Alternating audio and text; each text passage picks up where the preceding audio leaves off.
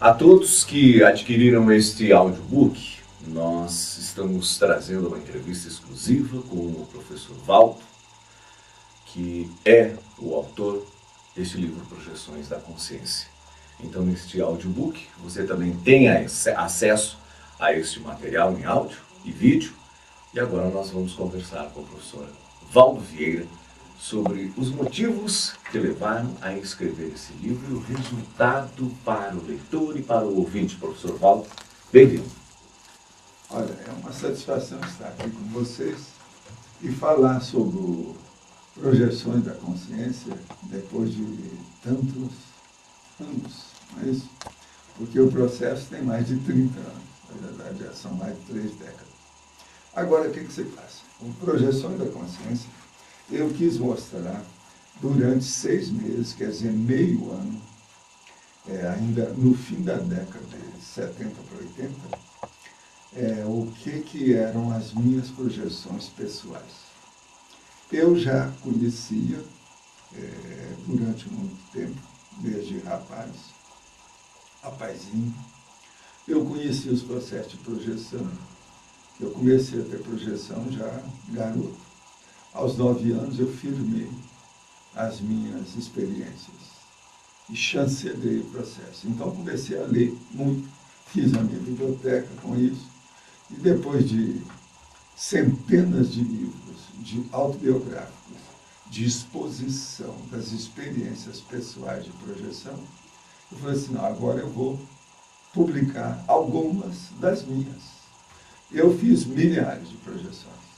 Agora, lá eu escolhi um segundo semestre e a maioria das projeções escolhidas nesse segundo semestre, eu fiz a composição do livro.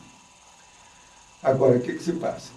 Esse livro, então, nós colocamos para mostrar que eu estava estudando o processo da projeção consciente e o problema da conscienciologia já imediatamente. Isso era para abrir o caminho para o livro que eu estava escrevendo, que era o Projeciologia.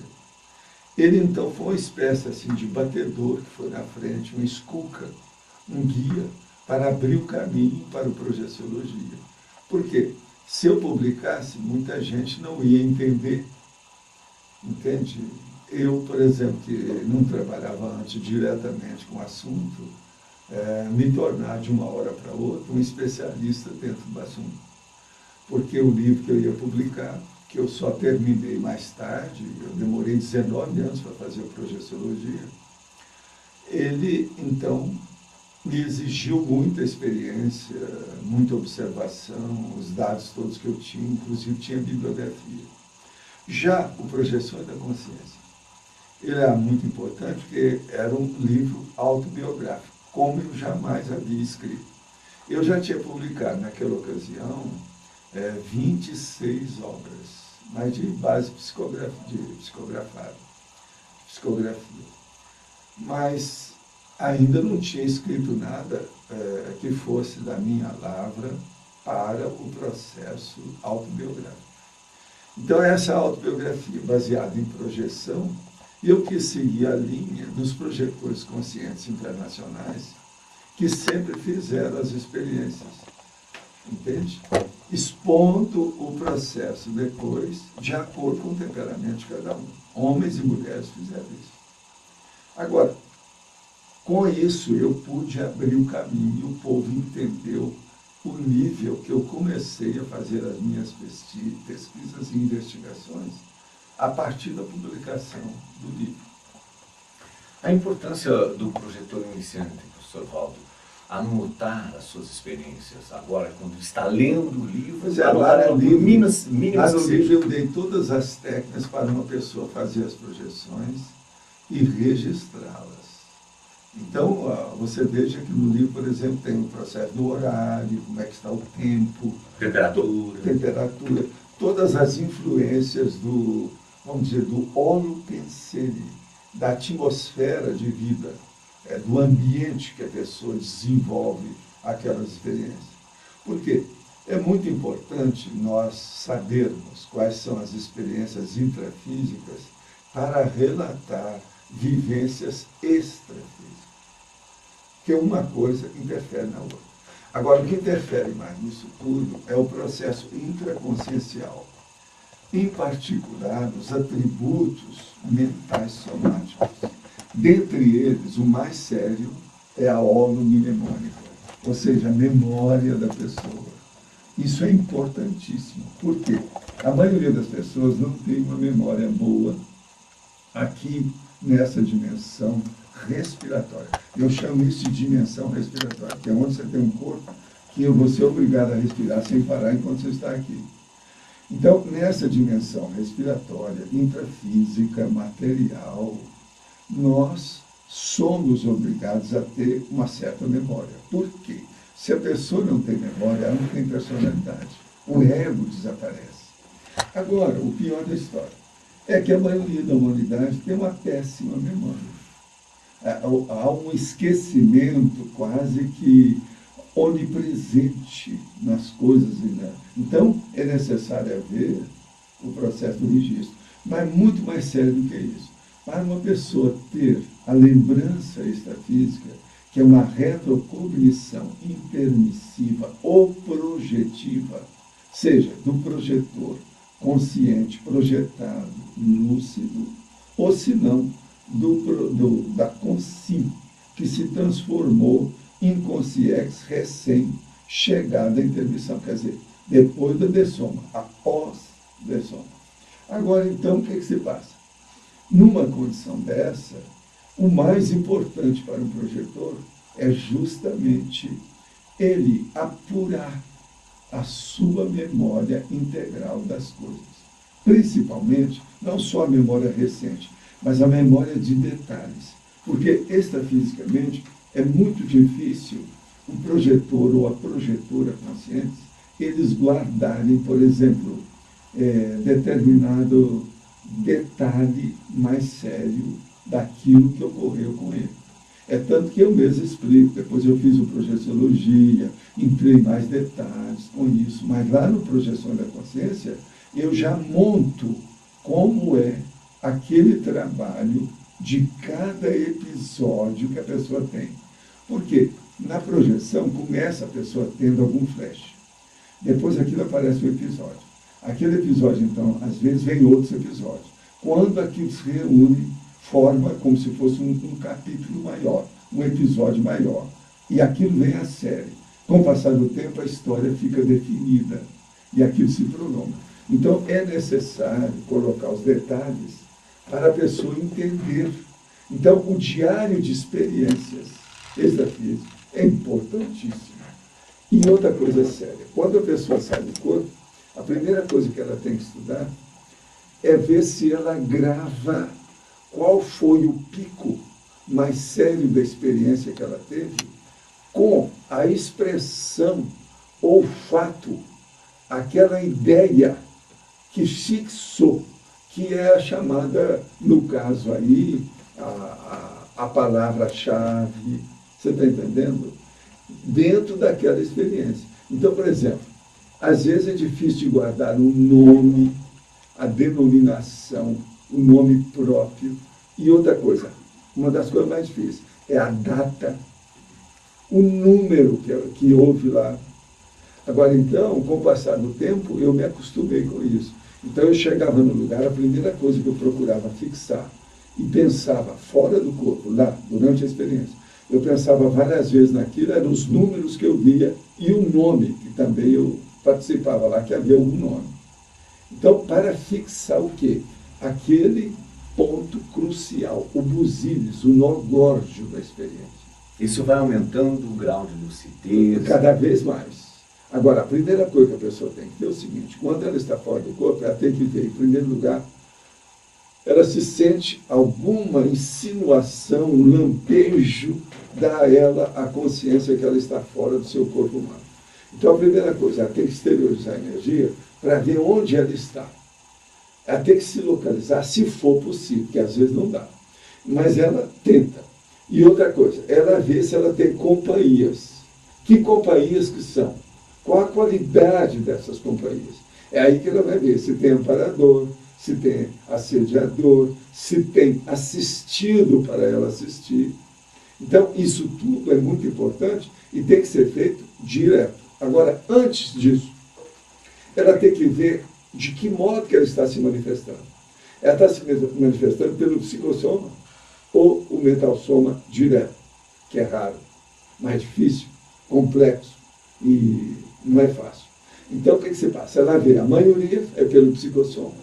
Sendo pelo psicossoma, ela tem que começar a pensar, eu estou lastreado pelos ectoplasmas, que são as células do corpo humano, ou eu estou com o psicossoma leve, livre e solto. Então, tem que definir isso. A partir dali, a pessoa sabe o que é.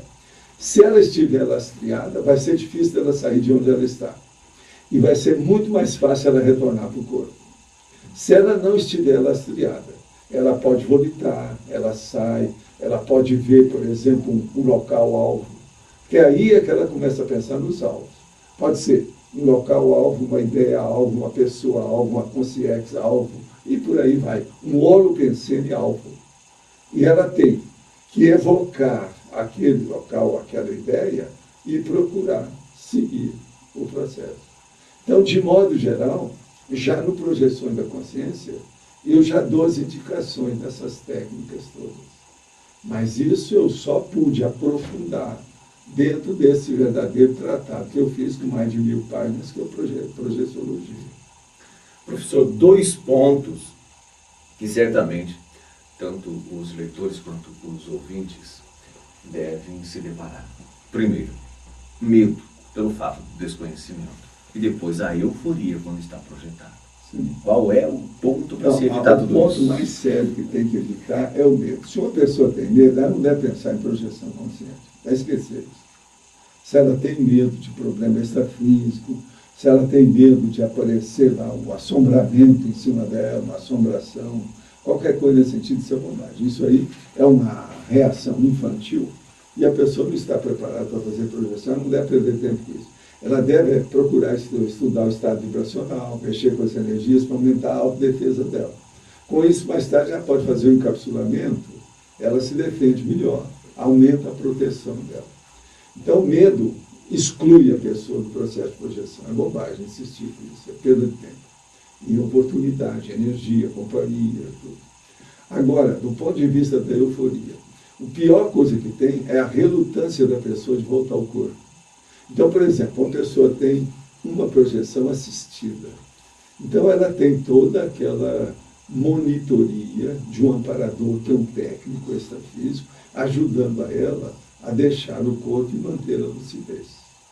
Na hora, então, que ela volta, como ela se sente melhor, porque sempre vai se sentir melhor, porque geralmente numa condição dessa, ela está em holopensene homeostático, de muita tranquilidade, sadio, rígido.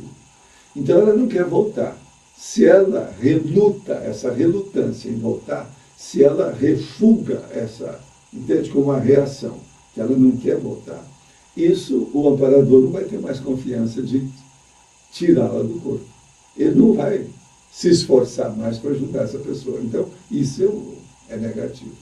Em 2 momentos, pelo menos no livro, o senhor cita também que o senhor foi, de certa forma, até orientado para conter um pouco, saber mediar essa sensação de euforia. Uma delas, inclusive... Não, a gente tem que... Aquilo não tem saída. Você tem que engolir seco.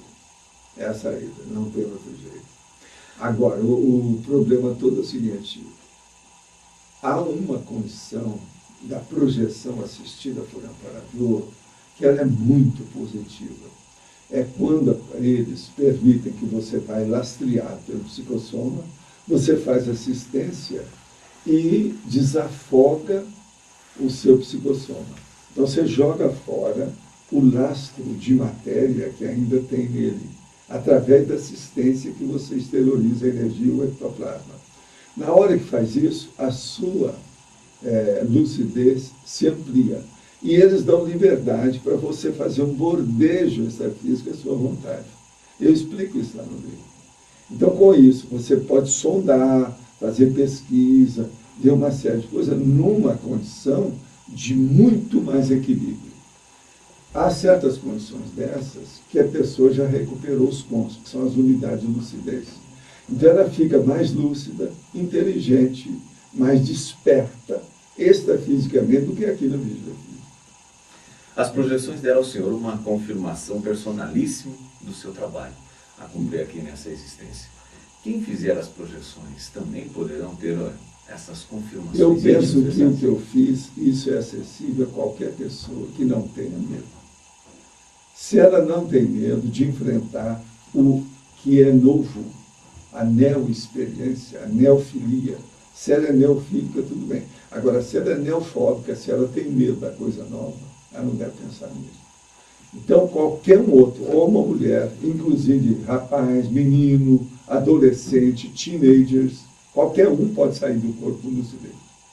Vamos falar Porque, na agora. verdade, nós saímos assim, lampejo, vamos dizer, um rehearsal, um ensaio do processo da projeção. Nós temos isso toda noite, na hora que você descoincide um pouco durante o onirismo, o sono.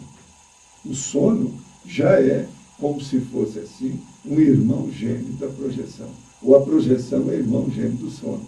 Como o sono, eles também acham que é alguma coisa como se fosse um irmão gêmeo também da morte, da dessoma. Entende? Mas o sono, o que parece mais onirismo, é mesmo a projeção. Por isso que as pessoas têm experiência da quase morte, e muitas delas acham que elas já morreram, qualquer coisa e tal. A sensação de morte, entende como é que é? Debates transmentais, no capítulo 9. O senhor cita, inclusive, que esteve observando as posições e acompanhou esse debate como um todo. Viu que algumas posições do evangelho romanceado não deu certo. De outro lado, também, os extremistas colocam um meio termo. Como foi esse capítulo, essa projeção? O problema todo ali é porque eu tinha deixado o movimento espírita. Esse volume aí, esse livro, Projeções da Consciência, foi um livro que eu publiquei imediatamente, alguns anos depois que eu deixei o movimento espírita. Ele saiu mais ou menos em 80 para 81. Agora, eu tinha deixado o movimento espírita praticamente há 14, 15 anos antes, foi em 1966. Mas é que mesmo depois que eu deixei o movimento espírita, teve livro meu que ainda não tinha sido publicado, foi publicado depois.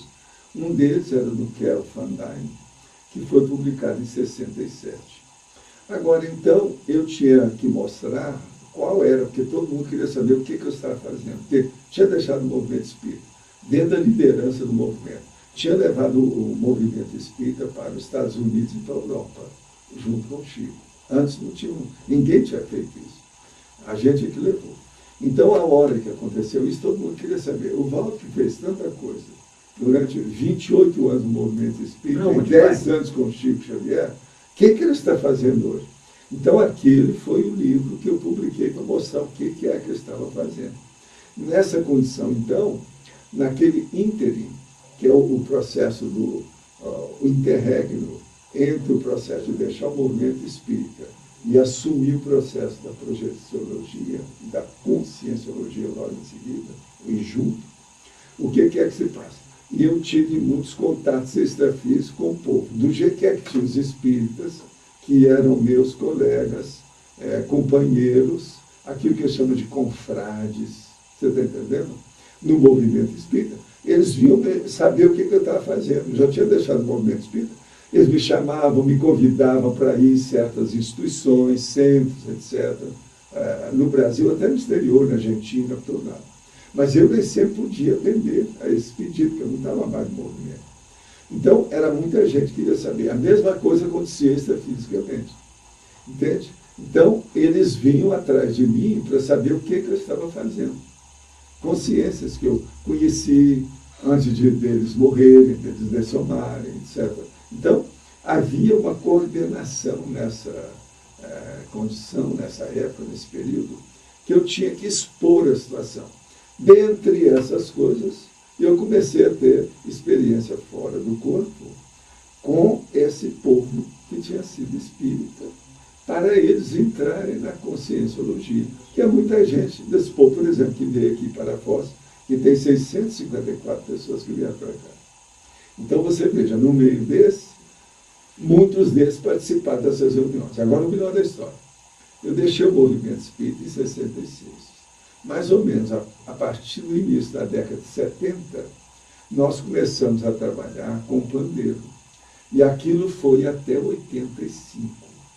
Então, você veja, em 85 encerrou-se o trabalho do pandeiro e eu, então, publiquei o livro Projeciologia. Você entende? Então, foi tudo organizado de caso pensado. Eu demorei 19 anos escrevendo Projeciologia e trabalhei com o processo do pandeiro mais ou menos uns 15 anos, por aí. Agora, nesses 15 anos, eu tive muita assembleia, reuniões, a audiência com um monte de gente para expor o problema do que é que eu ia fazer depois. Agora, quem estava mais interessado em saber o que eu ia fazer não eram conscientes, eram conscientes, devido ao processo extrafísico. Por quê? Eu, dentro do movimento espírita, nunca precisei de sessão de desobsessão, nunca fui assediado, nunca tive crise disso ou daquilo, um surto, por exemplo, de assédio, você está entendendo? De obsessão ou qualquer coisa disso. Então, o povo sabia que eu estava fazendo uma coisa que eu não era tão doido. Então, aquilo que eles queriam falar em cima de mim, que eu precisava de sessão de desobsessão e precisava de ver, porque eu devia estar perturbado para deixar o movimento espírita, porque o que é superior ao movimento espírita? Para eles, eles achavam que não existia, que não existe isso. Então, eu queria dizer que nós tínhamos que deixar a TACOM, que era a tarefa da consolação, para fazer a tarefa do esclarecimento. Que isso era superior ao processo. Que TACOM era um problema que vinha das vidas passadas, mas o esclarecimento é aquilo que a gente deixou de fazer. Então, é o que nós estamos começando a fazer hoje, aqui dentro do processo da conscienciologia. Então, isso aí foi importantíssimo no início. Agora, essas reuniões, por exemplo, de debate, nós tínhamos para expor, porque esse negócio de evangelho, como a religião, é uma coisa secundária, não tem tanto valor. Mas as religiões, praticamente, elas dominam o mundo. Isso ainda vai demorar demais a gente ficar livre disso. Agora, o que é o mais difícil dentro da religião? É o fanático religioso. Hoje, por exemplo, a maior parte das guerras que existiram foi devido ao fanatismo religioso. As pessoas estavam procurando poder, dinheiro, domínio das populações e do povo através de uma política de violência, que é a guerra. Então, tudo isso foi baseado em processo de, principalmente, primeiro, o panjudaísmo, e segundo, o cristianismo, que é uma filial do panjudaísmo.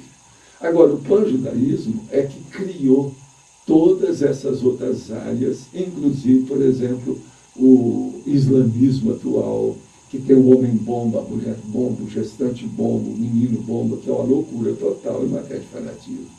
Então, o fanatismo religioso, dentro da manifestação, por exemplo, da mulher gestante-bomba, alcançou a culminação da loucura religiosa.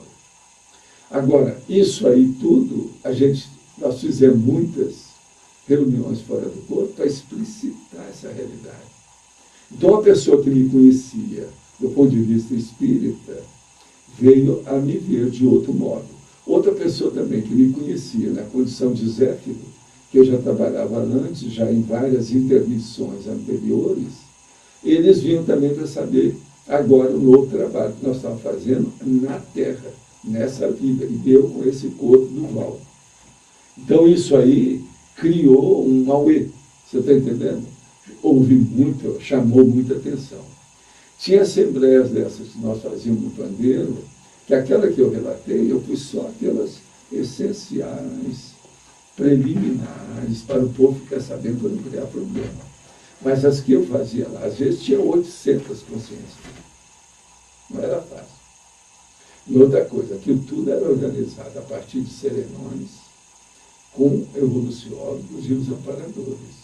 E isso era serviço do maxi-mecanismo multidimensional interassistencial, porque tudo era assistencial.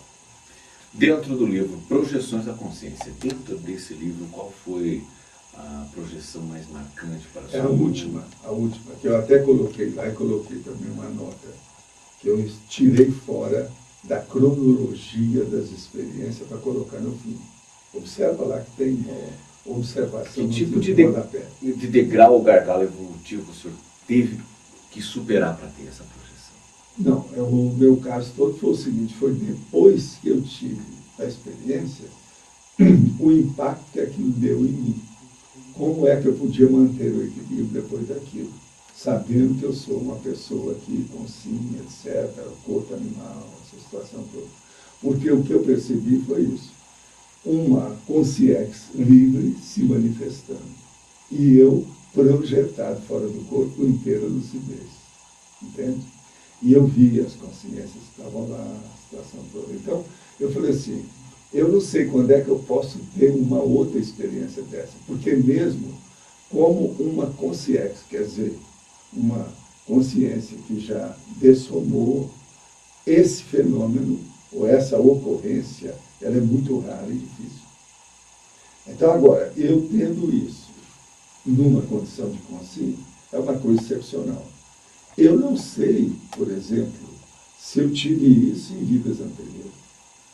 Eu preciso examinar, eu não tenho certeza. Então, aquilo é uma cúmule, é um processo assim de culminação de vivência. Você está entendendo? É por isso que eu deixei no fim de tudo. Esse trabalho que está sendo feito também em áudio, o audiobook do Projeções da Consciência, deve também desenvolver o acesso ao estilo de projeção, às aulas até de projeção, anotações para os cegos, os deficientes visuais. É também um tipo de assistência. Que recado o senhor daria para eles? Eu já trabalhava com eles. Eu quero dizer que para os nossos amigos aí, deficientes, oftalmológicos, nós chamamos aqueles que são portadores da amaurose. Então, eu trabalhava no Instituto do Cego do Brasil Central, que era dirigido pela maçonaria de Uberaba, junto com os espíritas de lá. Então, eu trabalhei lá desde universitário, depois como médico, e essa situação toda durante alguns anos, lá em Uberaba. Esse instituto, então, eu fiz vários daqueles nossos amigos que eram lá residentes do instituto, fiz amigos meus, eram tudo do meu círculo de relações. Mais tarde, isso me interessou tanto que, quando eu fui representar as faculdades lá da Universidade de Uberaba, porque eu era secretário de uma das faculdades, durante 9 anos eu fui secretário. Então, eu, às vezes, representava 2, 3 faculdades da universidade nos congressos da UNE, a União Nacional dos Estudantes, e que tinha, às vezes, a União Internacional dos Estudantes que eles iam falar. Então, eu vinha para o Rio, saía de Uberaba, ia para o Rio para representar as faculdades. Mas agora, no Rio, eu tinha uma tia que me ajudava, porque ela tinha na Rua Pedro Américo, no Catete, ela tinha uma casa. Mas, para fazer a experiência, eu resolvi passar, e passei algumas vezes, no Instituto Benjamin Constant, lá que é o Instituto dos Cegos. Você está entendendo? Benjamin Constant, na Praia Vermelha. Então eu fui e eles me admitiram lá dentro, junto com os cegos. E eu passava dias, enquanto tinha o congresso da UNE, porque eu cheguei a dormir numa das sedes da UNE, na Praia do Flamengo, na ocasião. Que era um monte de estudante, universitário, você sabe como é que é o processo de Grêmio, essa coisa toda. E eu era top nessa história lá dentro, mas participava porque eu era representante. E todo mundo me olhava com muito jeito, porque eu representava várias, o meu voto valia por várias faculdades. Então, a hora de decisão, meu voto tinha muito valor, todo mundo ia atrás de mim. Então, com isso, abriam-se as portas.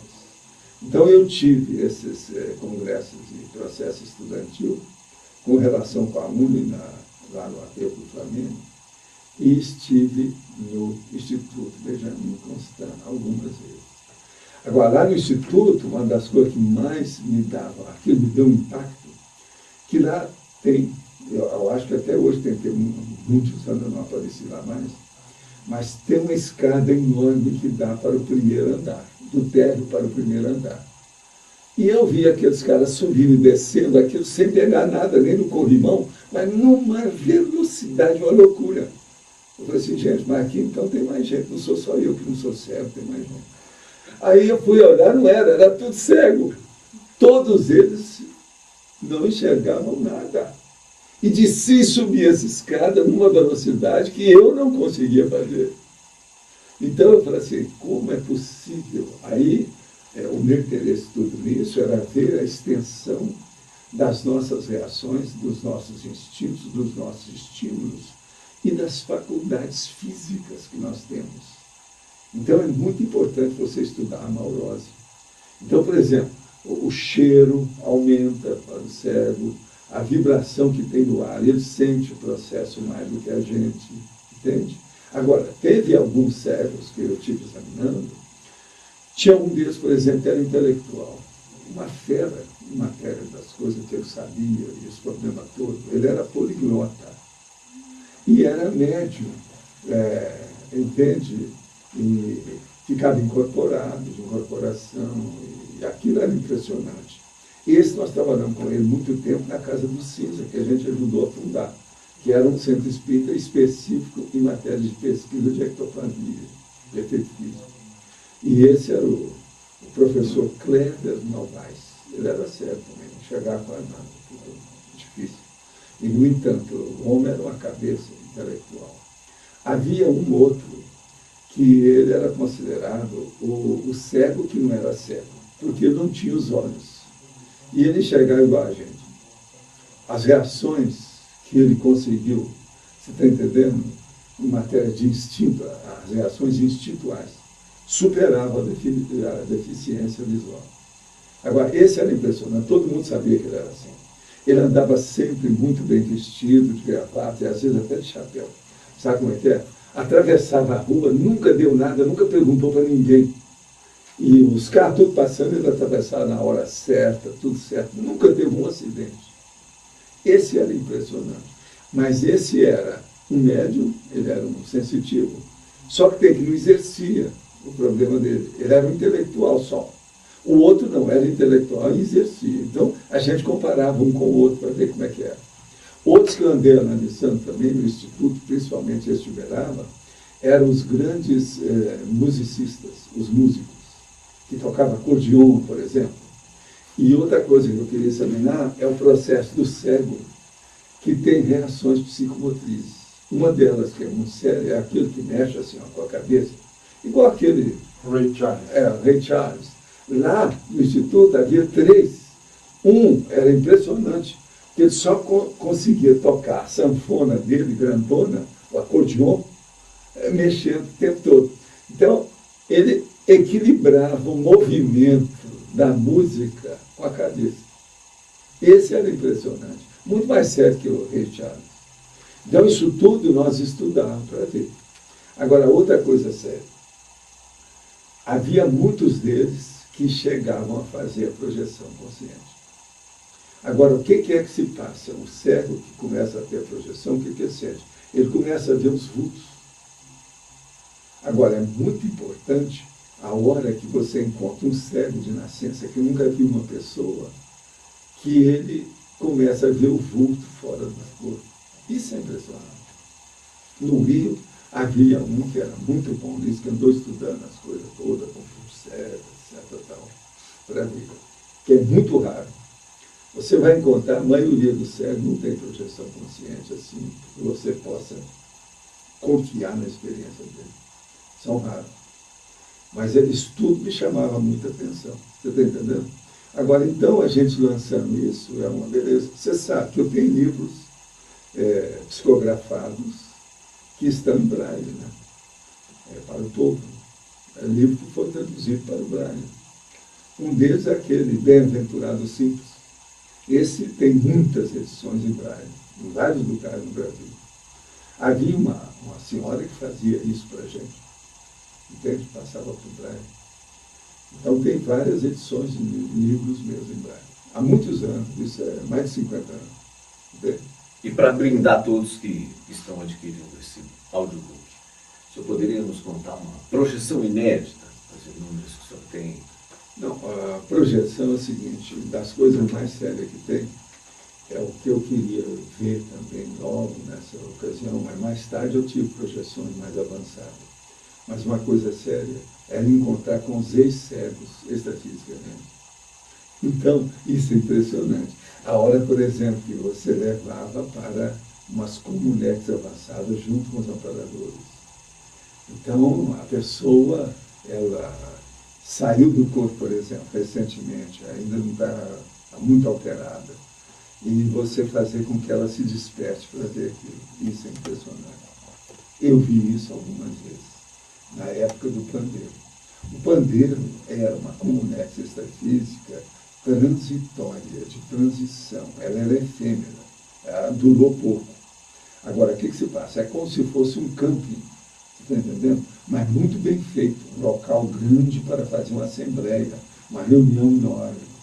É como se fosse um pequeno Maracanãzinho extrafísico. E aquilo era muito bem protegido. E o nível era de comunex avançada. Então, a pessoa chegava lá, não dava para estar pensando coisa ruim. O ambiente, você está entendendo? Vamos dizer, alimentava o ponto elevado melhor da pessoa. Ela, então, se sentia melhor. Então, isso aí foi muito bom. Eu tive uma experiência, muita experiência, durante mais ou menos 15 anos. Isso valeu muito. Foi a base para a gente fazer os processos da Conscienciologia. Tudo que eu fiz depois. Tudo isso que nós estamos fazendo é a partir do pandeiro. Para finalizar, professor Valdo, quem está ouvindo, certamente leu uma parte do livro, não leu todo, outros já leram todos, mas que recado o senhor daria para o ouvinte leitor? Eu acho que a pessoa tem que ler o livro e fazer crítica o tempo todo. É o que eu chamo de heterocrítica. E anotar aquilo que não entendeu, para pesquisar posteriormente. Inclusive perguntando depois, nos cursos de conscienciologia, projeciologia, o que é que a pessoa não entendeu. Isso eu considero importante. Agora, a pessoa deve ler com heterocrítica, anotando tudo. Tem que lembrar que papel aceita qualquer coisa que você escrever nele. A gente não pode.